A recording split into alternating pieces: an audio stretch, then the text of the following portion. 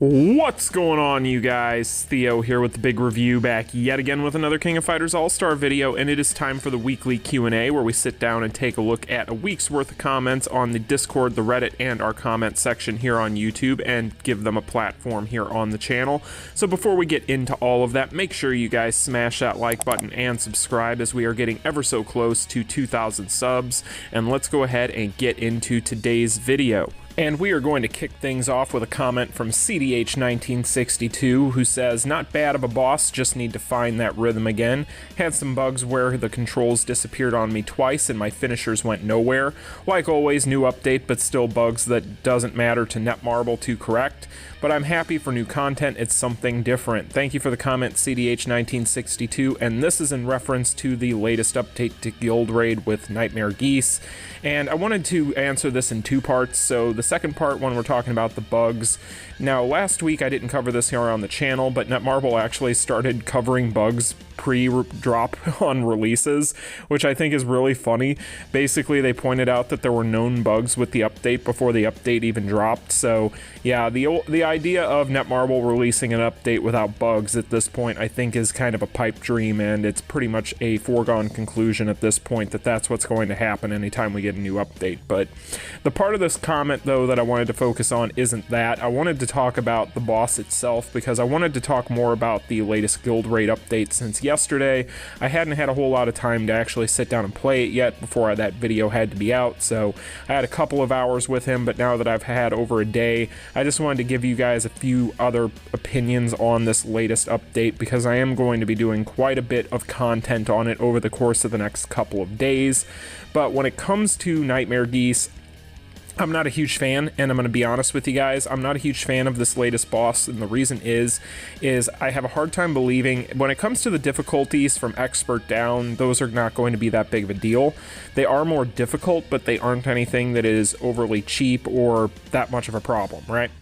However, Lunatic is a huge problem for anybody who does not have SS characters. Now, for me personally, Lunatic is a lot of fun, and I'm enjoying it. I can one-key Lunatic again, I can one-key Expert, so none of this really bothers me on a personal level. However, what does bother me is what it seems like the design is here is that you can't one-key this without, one, being able to exploit the ground aura issue that goes on with Nightmare Geese, where basically he does that whole ground denial stagger thing for what seems like eternity and never wants to go away. You can actually exploit that and skip that with Athena's finisher if you use it and time it correctly, where his arms are in the air before he drops his arms down. You can actually skip that entire thing and kind of put him in a state where he loops himself into it again. So you give yourself a lot of time to take down his shield that way. And while that's great and all, people who do not have Athena, I have a hard time believing, are going to find a way to get a one key out of this mode on Lunatic without SS characters. So yeah, for me, it's a mixed bag. I'm really not a fan of that. I think that that's a little bit ridiculous. It would be a different situation altogether if, one, that exploit didn't exist in the first place, which if it didn't, oh my god. But also, it would be better if there were ways around it for other characters, and it doesn't seem like yet that that is the case. However, it's still very much new, so that could always change. But for now, I'm not a huge fan of what I'm seeing from this Lunatic difficulty on this boss. It definitely feels like they're basically trying to tell you, hey, you should probably be pulling for SS characters if you aren't already. I don't know, I'm sure that wasn't the intention, but that's almost what it feels like with this newest boss. But what I will say about it in the positive is I am enjoying it quite a bit. I think it's a very fun boss to play against. It's actually got a lot of really good rhythm to it, so you can actually get yourself into a pretty good groove, and it's actually pretty fun to swap in and out. And so it is fun if you have the right characters, but if you don't, I shudder to think how other people are doing, and like I said, I would be very surprised to see anybody be able to one-key Lunatic Guild Raid boss Geese without SS characters. So anyway, thank you for your comment, CDH1962. As always, I appreciate the support. And sticking with the theme of the newest Guild Raid boss, we have a comment here from Chamba Pelomike.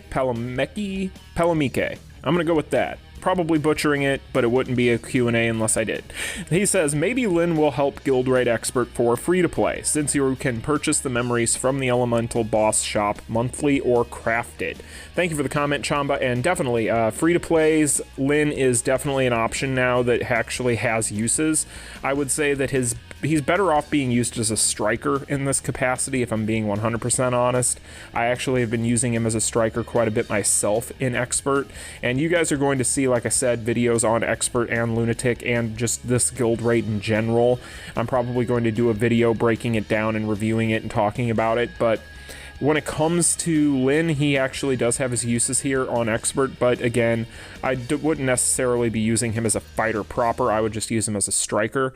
I think especially if you have the SS characters like we talked about, they make things a whole lot easier. So if you want to just drop him in as a striker on maybe your Athena, or maybe on your Kyo, or whatever the case may be, whatever character you want, you can do that, and you'll definitely get some pretty good use out of him. He's a good striker for poison, but outside of that, I wouldn't necessarily go out of my way to use him in any other place in this new guild raid, because I get the feeling he would probably get torn apart, but hey, I could be wrong. Maybe you're a really good Lynn player, but I just don't see it as far as that is concerned. But definitely a good striker, and I do agree with you on that. So thank you for the question, and I appreciate it, Chamba.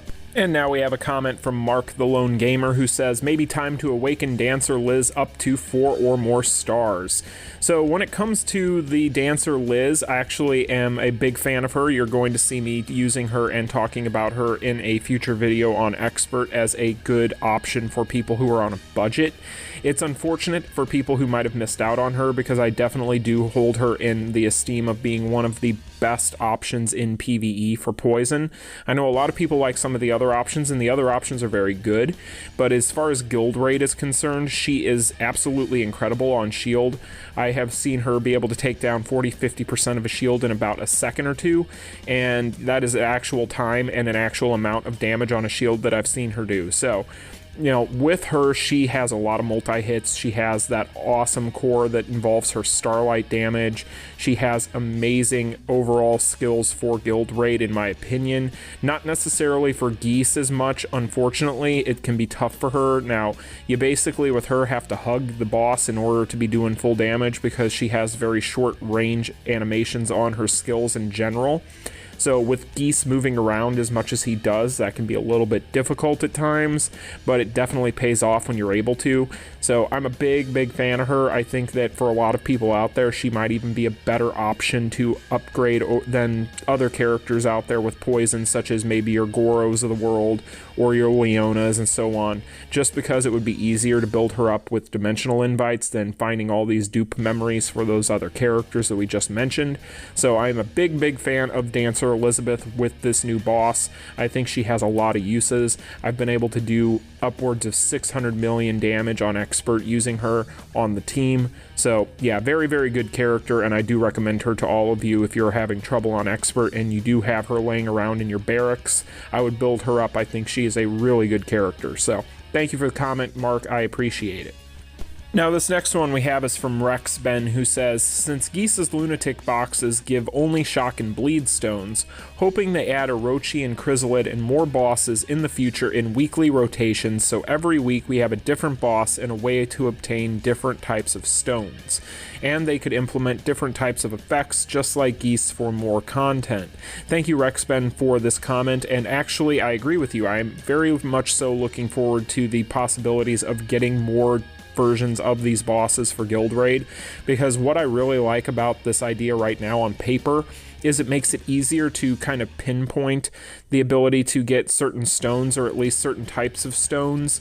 So being that maybe we could get to a point where we would have a weekly rotation of bosses that only give 2 types of stones, that would make it a lot easier than just going into a pool where you're going to have 5 or 6 types of stones. So I definitely agree with you on this. It would be very interesting to see what they do with some of these bosses in the future as well, especially considering the fact I really like Geese's overall setup. I love his design of his stage. I like his moves a ton.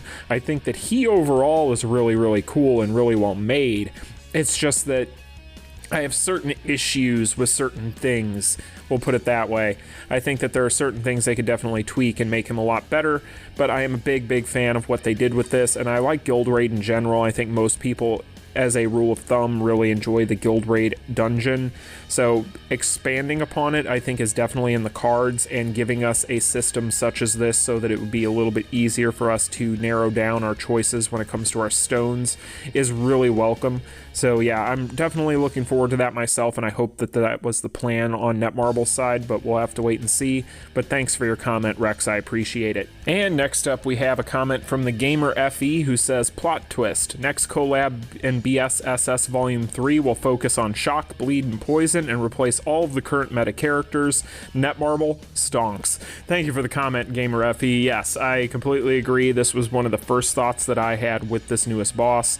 I think that this is definitely them tipping their hand potentially on what we are going to be seeing the focus be shifting towards over the coming months.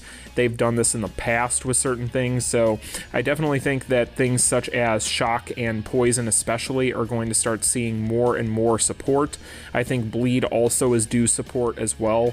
It's been a while, actually, if you take a look at Bleed in particular, since we've had really good Bleed characters added in. I think the last really strong Bleed character that we had added to the game was probably Bon, back with the 7 Deadly Sins collaboration.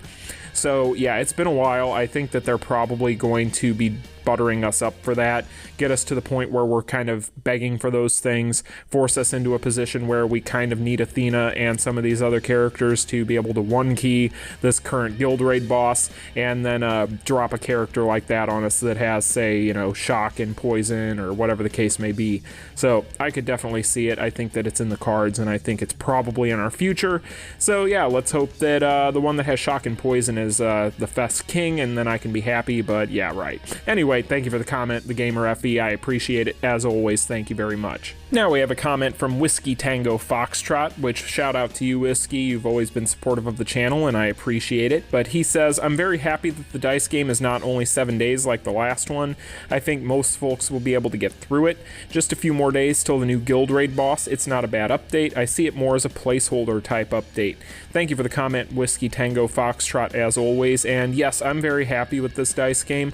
I actually think that this dice game is really good. I was a big fan of it. I already finished mine a couple of days ago, just so that every time I round it from this point forward, I can just be collecting some rubies. And yeah, I overall was a big fan of it. I ended up getting a ton of rubies from it just going around the board trying to finish it up. So yeah, it was a really good event and I was really happy with it. But when it comes to the second half of your comment here, when you talk about it being a placeholder update, I definitely agree with you. That's what this is. This update we got last week definitely smacked of just buy time. I'm very curious. We're getting ready to get to that point where things are going to get very interesting, because at the end of the month we're going to be getting the updates to the imprint stone system, and then going into July is really going to be the big question mark, because we don't know a whole lot of what they've got planned between now and the anniversary outside of that. So it's kind of a mystery, and it's also kind of exciting, but also kind of scary, because you never know with Netmarble. It could either be something really cool, or it could be something catastrophic. So we'll have to wait and see on that. But at the same time, I am hopeful. So I definitely agree with you, though. This dice game was pretty great. I'm a big fan of it. More like these, Netmarble, you did a good job with it. And then when it comes to anything else, as far as this being a placeholder update, I feel like everything from here forward until we get to the anniversary is going to feel like a placeholder, but this one definitely was. So I appreciate the comment, Whiskey. Thank you very much. And now we have a question from Francis Espina, who says, do you have suggestions as to what gold fighters to rank for RHD? Thank you.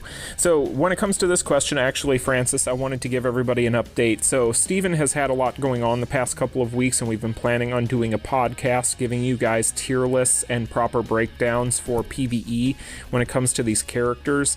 We have those tier lists finished, and we will be doing that podcast. We're planning on doing it this weekend with the planned release next week.